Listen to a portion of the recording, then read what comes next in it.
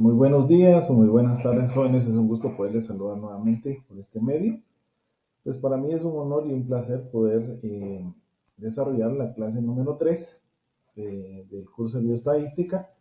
Y el tema que estaremos nosotros desarrollando el día de hoy son medidas numéricas y específicamente vamos a trabajar lo que son una serie de datos simples. Esto va a ocurrir cuando la cantidad de datos que tengamos sea menor o igual a 30 datos. De esa manera, vamos a darle cierto tratamiento y si en dado caso pues tenemos más de 30 datos, ya sea de una muestra o de una población, pues ya le estaremos dando el tratamiento de serie de datos agrupados, pero eso sería para la semana número 4 de clases, esto para tomarlo en cuenta.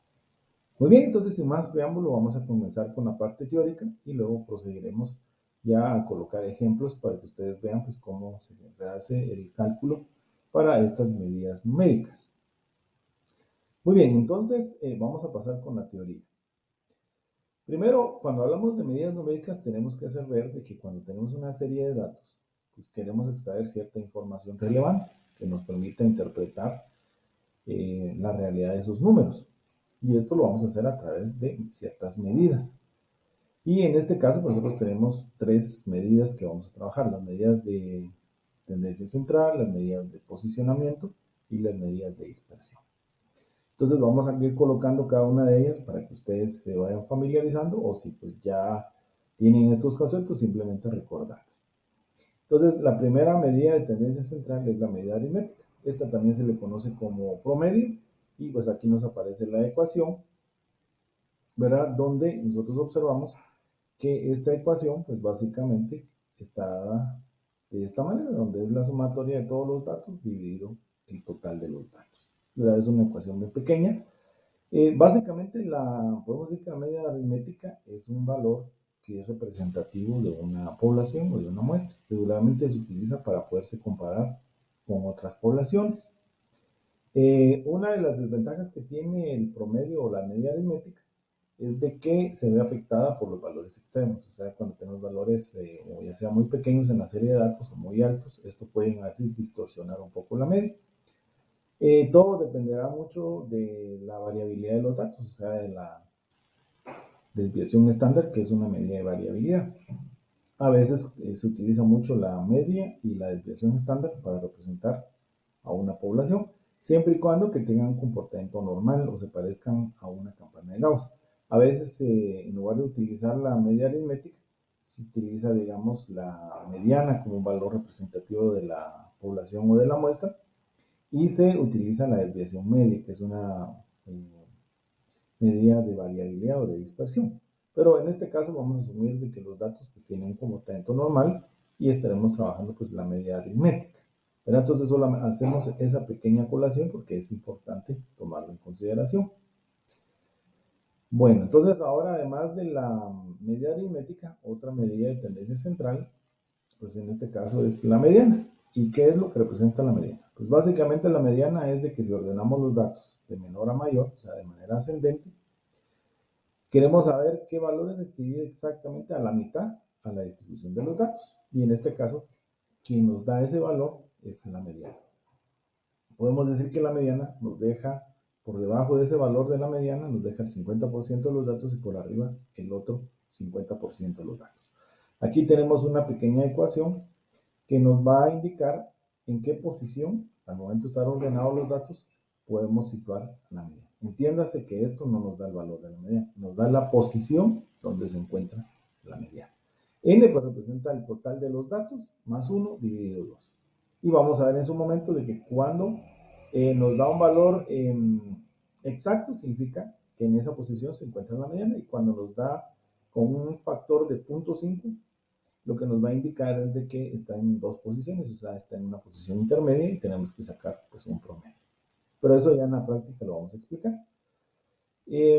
Luego de la mediana, pues también tenemos la moda, que este es yo creo que es uno de las medidas más sencillas, que nos dice es el dato que más se repite o el más frecuente, ¿verdad? Y pues básicamente lo que me está indicando en una serie de datos, pues cuál es el dato más común. Eso es básicamente. Aquí no tenemos ninguna fórmula, simplemente al momento de tener la serie de datos, vamos a ver el dato que se repite más veces, o sea, la que tiene la frecuencia mayor. Bueno, vamos a dejar ahora por un lado las medidas de tendencia central y ahora nos vamos a indicar, vamos a pasar a las medidas de dispersión o también se les conoce como medidas de variabilidad. Bueno, básicamente su nombre es que tenemos una serie de datos y vamos a ver que en algunos casos los datos son muy cercanos a la media, o sea, son poco dispersos, tienen poca variabilidad, o a veces vamos a tener casos donde todos los valores están bastante alejados de la media aritmética. Y eso nos va a decir que tenemos mucha variabilidad. Cuando hablamos nosotros de poca variabilidad, estamos hablando que los datos son homogéneos, son muy similares. Cuando hablamos de mucha variabilidad o dispersión, estamos hablando de que los datos son muy heterogéneos, o sea, son dispersos, ¿verdad? Con respecto a la media, ¿verdad? ¿Qué es lo ideal? Pues lo ideal es tener una serie de datos donde haya poca variabilidad, o sea, los datos sean homogéneos. Eso es lo que se esperaría, pero a veces no siempre esto ocurre. La primera medida de variabilidad es el rango recorrido, o también se le conoce como amplitud, dependiendo del texto que uno utilice, ¿verdad? De referencia. Y el rango, pues se conoce, se denota por la letra R, como aquí lo estamos mostrando. Y vemos que ese R básicamente se calcula como el dato mayor, o sea, vamos a tener la serie de datos ordenada de menor a mayor, ubicamos el valor máximo y el valor mínimo. Se hace la resta y simplemente nos va a decir pues cuál es la amplitud o qué tanta separación hay entre los valores extremos. Obviamente el rango, si es muy grande, pues ya nos da una idea de qué tan dispersa es la distribución de datos, o si ese rango es pequeño, pues nos dice que los datos son bastante homogéneos. Eso ya lo vamos a ver en la práctica, pero es importante saber la interpretación, ¿verdad? Porque no solamente es cuestión de obtener la fórmula, de tener el dato, pero no sabemos de qué estamos hablando, qué significa. El rango intercuartílico, o RIC. Este básicamente se conoce como el resultado del cuartil 3 menos el cuartil 1. Vamos a ver que Q representa el cuartil y vamos a ver que hay 3 cuartiles, ¿verdad? Pero esas están básicamente en las medidas de posición, pero aquí ya lo tenemos como referencia. Básicamente es una medida que no es afectada por los valores extremos, solamente vamos a tomar en cuenta el 75% de los datos. ¿Por qué? Porque vamos a decir un poquito más adelante que el cuartil 3 representa el 75% y el cuartil 1 el 25%. La resta nos da un 50%. Como dice aquí el texto, es donde se busca el 50% central de los datos. A veces, para eliminar que los datos externos o extremos pueden afectar mucho el rango, pues entonces se utiliza el RIC como otra medida, ¿verdad? Para ver qué tanta variabilidad hay, pero no tomando en cuenta los valores de los extremos. Muy bien, entonces ahora vamos a continuar con otra medida de variabilidad y en este caso es la varianza. La varianza básicamente se puede calcular para una población o para una muestra cuando hablamos de la totalidad de los objetos, individuos, de que queremos medir esa característica en específico, o cuando nosotros solo seleccionamos una parte, hablamos de una muestra. Siempre en los enunciados nosotros vamos a poder identificar si los datos que me están dando hacen referencia a una población o hacen referencia a una muestra. ¿Cuál es la única diferencia en la fórmula? Pues básicamente es la parte de abajo, es lo único que cambia. O sea, si ustedes observan para una muestra, el denominador dice n-1, el total de datos menos 1. En cambio, para una población, solamente es dividido n. Regularmente n-1 se conoce como grados de libertad, ¿verdad? Porque hay que tomar en cuenta de que no es lo mismo analizar una población que una muestra. Es la única diferencia nada más para su cálculo. ¿Qué representa la variabilidad? Pues la variabilidad básicamente no tiene una interpretación real como tal. Simplemente lo podemos tomar como las sumatorias de las diferencias al cuadrado que hay entre cada valor de la serie de datos menos la media aritmética. Y esos están elevados al cuadrado. Y dividido, pues n-1 dividido n. Pero como es una medida que está elevada al cuadrado, realmente no tiene mucha interpretación. Pero vamos a tomar en cuenta el por qué se eleva al cuadrado. Regularmente, esas diferencias de cada dato con respecto a la media o pueden ser positivas o pueden ser negativas. Para quitarle ese efecto de positivo y negativo que en algún momento si se suman podría dar cero y decir de que no hay dispersión en la serie de datos, que eso sería mentira, entonces se elevan al cuadrado, ¿verdad? Entonces con eso suprimimos eso de los signos, porque sabemos nosotros de que ya sea una diferencia positiva al cuadrado o negativa al cuadrado me da positivo. Por eso es que se saca la varianza. Pero realmente lo que nos interesa es lo siguiente, es la desviación estándar. Y la desviación estándar es bien sencillo de calcular porque dice que es la raíz cuadrada de la varianza. O sea, bastante sencillo, ¿verdad? Aquí vemos ya sea si tenemos una desviación estándar poblacional o una desviación estándar muestral, simplemente es obtener la raíz cuadrada. Y entonces esta sí tiene una interpretación real. ¿Verdad? Aquí sí no tenemos problemas, porque regularmente la desviación estándar lo que nos va a decir es cuál es la variación que tenemos en promedio con respecto a la media. Entonces, al momento, por ejemplo, de tener una desviación estándar de 2, lo que estamos diciendo es de que los valores se alejan de la media en promedio 2 unidades. Y obviamente la desviación estándar a medida que sea más grande, pues lo que me está diciendo es que hay mayor dispersión de los datos. Ya gráficamente los vamos a ver un poquito más adelante para que ustedes ya lo puedan ver pues, de una mejor manera. ¿Verdad? S representa la desviación estándar muestral y sigma representa la desviación estándar poblacional. ¿Verdad? Entonces vuelvo otra vez a indicar, depende si estamos trabajando una muestra o una población. Siempre en los enunciados vamos a saber identificar qué es lo que tenemos que aplicar. Muy bien, entonces ahora vamos a ver la última medida de variabilidad o de dispersión, que es el coeficiente de variación.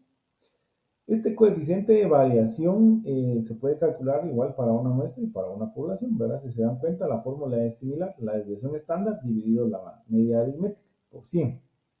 Si es muestral, pues es la desviación estándar muestral que se utiliza, pero si es poblacional, se utiliza la desviación estándar poblacional, cambia S o sigma, ¿verdad? Básicamente, esto es una medida relativa. ¿Y por qué es una medida relativa? Porque nosotros logramos observar de que es una razón, ¿verdad? ¿Y cuál es la razón que estamos calculando? Pues básicamente la razón que estamos calculando es esta, ¿verdad? Estamos dividiendo la desviación estándar dentro de su medida aritmética. Y queremos saber cuántas unidades, o sea, cuál es el valor, o sea, qué tan significativa es la variación con respecto a la media.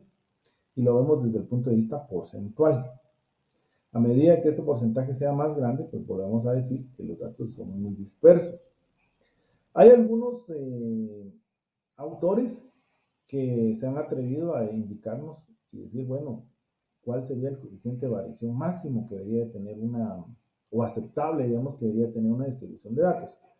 Algunos dicen un 20%, otros son un poquito más extremos y dicen un 30%. Hasta un 30%, por ejemplo, de este coeficiente de variación podríamos decir que es aceptable.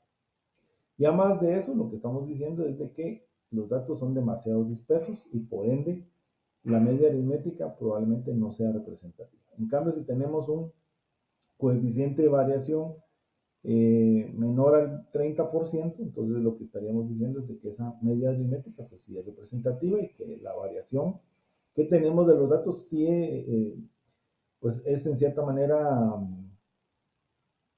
significativa, pero podemos decir que no es demasiado grande, ¿verdad? Con respecto a su medida aritmética. ¿Verdad? Entonces estos son, como les digo, parámetros que regularmente se utilizan. Vamos a dejar de grabar. Perdón, creo que se fue un ratito la señal.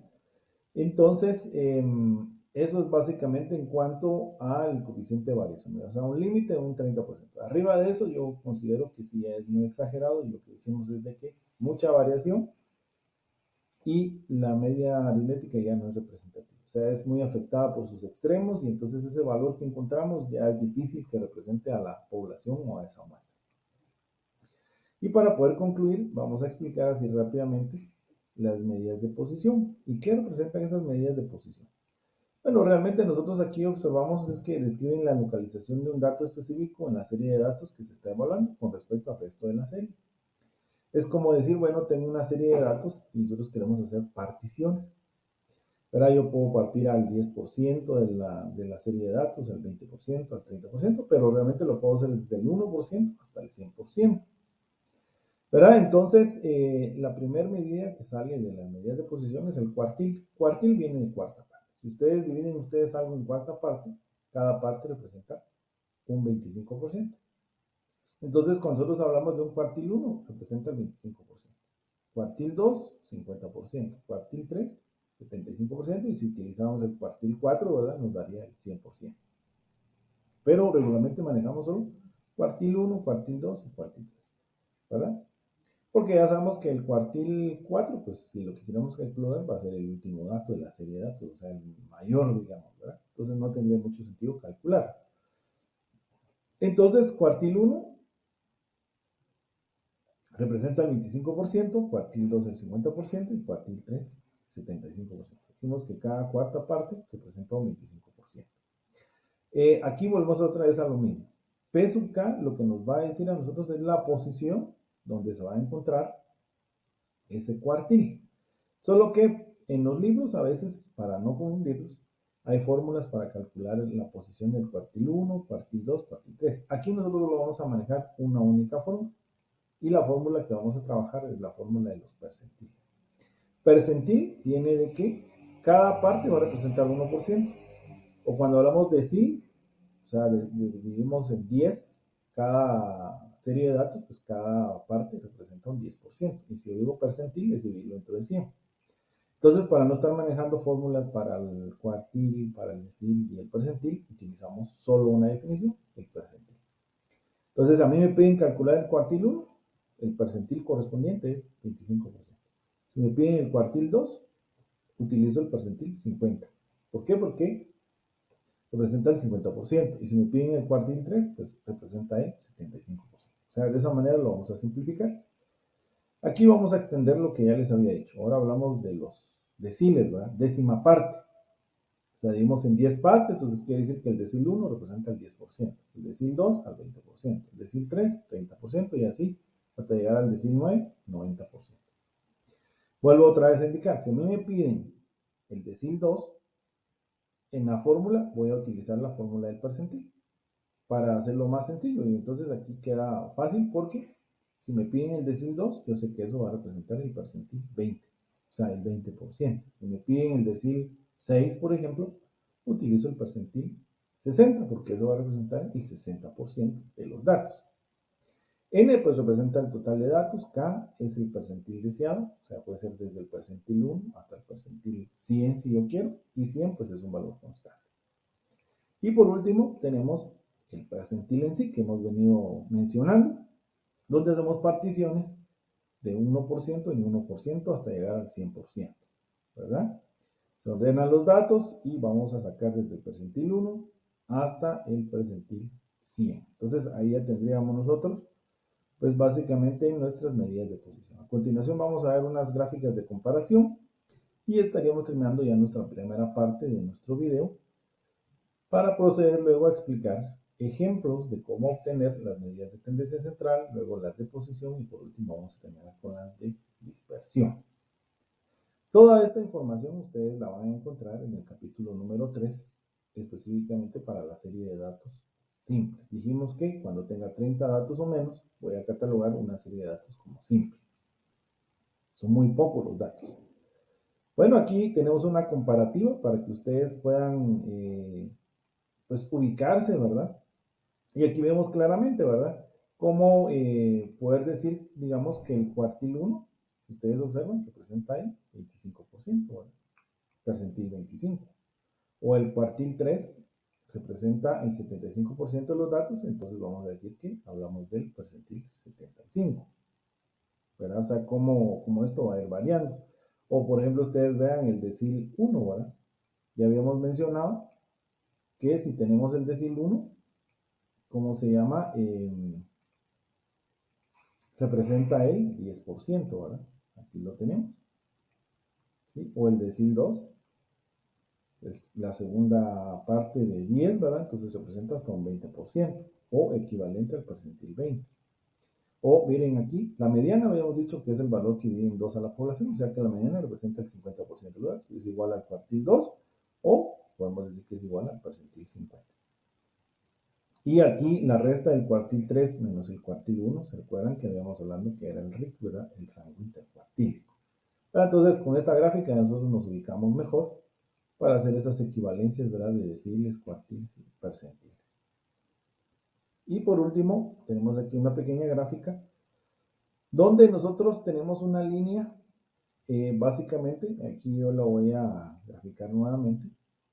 Esta línea básicamente es la media aritmética que estoy colocando aquí en rojo para ambas distribuciones de datos. Y si ustedes se dan cuenta, en la primera gráfica podemos ver nosotros que muchos de los datos están cercanos a la media aritmética, o sea, la línea que está en rojo. Si se dan cuenta, muy poca dispersión. Por eso dice baja dispersión. ¿Qué esperaríamos nosotros aquí? Que esta media aritmética es representativa de la serie de datos, o sea, representa. ¿Por qué? Porque hay poca variabilidad. Esperaríamos tener una desviación estándar no muy grande y el coeficiente de variación menor del 30%. Eso es lo que nosotros esperaríamos.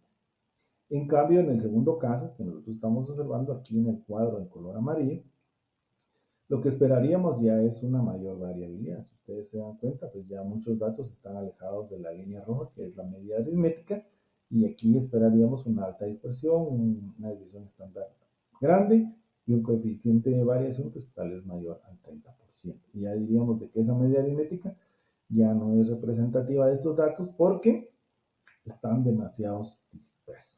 Bueno, básicamente eso sería la parte teórica que nosotros tendríamos que mostrarles a ustedes y a continuación pues ya vendría la ejecución de un ejercicio, pero esto lo vamos a ver en la segunda parte de nuestra clase. Muchas gracias.